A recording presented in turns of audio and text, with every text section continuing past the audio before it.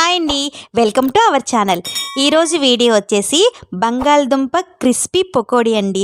దాని ప్రాసెస్ ఎలాగో ఇప్పుడు చూసేద్దాం. నా ఛానల్ని కనుక మీరు ఫస్ట్ టైం చూస్తున్నట్టయితే కనుక ప్లీజ్ సబ్స్క్రైబ్ చేసుకోండి. అలాగే పక్కనున్న బెల్ ఐకాన్ని క్లిక్ చేయండి, నా నోటిఫికేషన్స్ మీకు వచ్చేస్తాయి.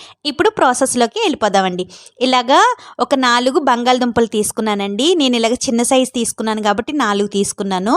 మీరు పెద్దవి తీసుకునేలాగా అయితే కనుక 2 తీసుకోండి. ఇది పైన చెక్క అంతా తీసేసుకొని రెడీ చేసుకొని పెట్టుకున్నానండి. ఇప్పుడు ఇవన్నీ కూడాను తురుముకోవాలండి.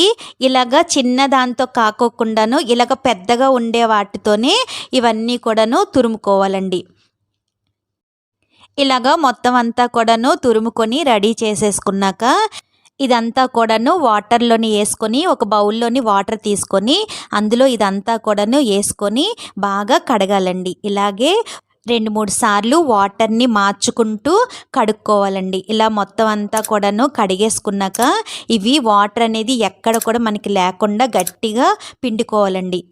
అలా పిండుకొని అదంతా కూడాను ఒక బౌల్లోని వేసుకోవాలండి. వాటర్ అనేది ఉందనుకోండి మనకి ఇది లూజ్ అయిపోతుంది బాగా. అలాగా వాటర్ లేకోకుండా గట్టిగా పిండుకొని పెట్టుకోవాలండి. ఇప్పుడు ఇందులోకి సన్నగా కట్ చేసుకున్న కొత్తిమీర ఒక 1/2 కప్పు వేసుకోవాలండి. అలాగే 4-5 పచ్చిమిర్చి కూడాను సన్నగా కట్ చేసుకొని వేసుకోవాలండి.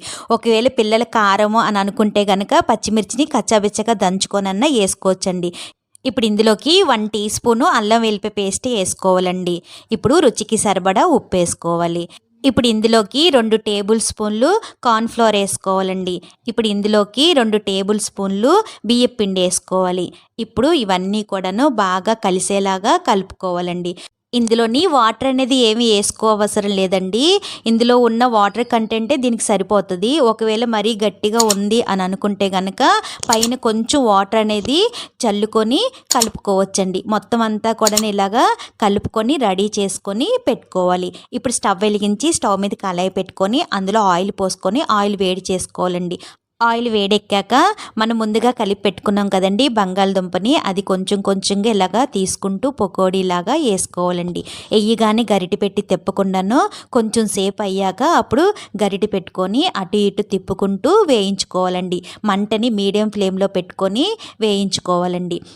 ఇవి సాయంకాలం పూట స్నాక్లా చేసుకొని టమాటా సాస్తోని టేస్ట్ చేస్తే చాలా బాగుంటాయండి. తప్పకుండా మీరు కూడా ట్రై చేయండి.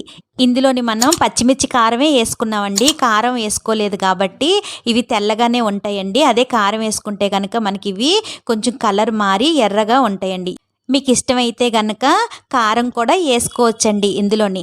ఇప్పుడు ఇవన్నీ కూడాను ఏగిపోయాక ఒక టిష్యూ ప్లేట్లోకి తీసేసుకోవడమేనండి. అలాగే మిగిలినవన్నీ కూడాను ఇలాగే వేసుకొని వేయించుకొని అవి కూడా వేగిపోయాక టిష్యూ ప్లేట్లోకి తీసుకొని సర్వింగ్ ప్లేట్లోకి టమాటా సాస్తోని సర్వ్ చేసేసుకోవడమేనండి.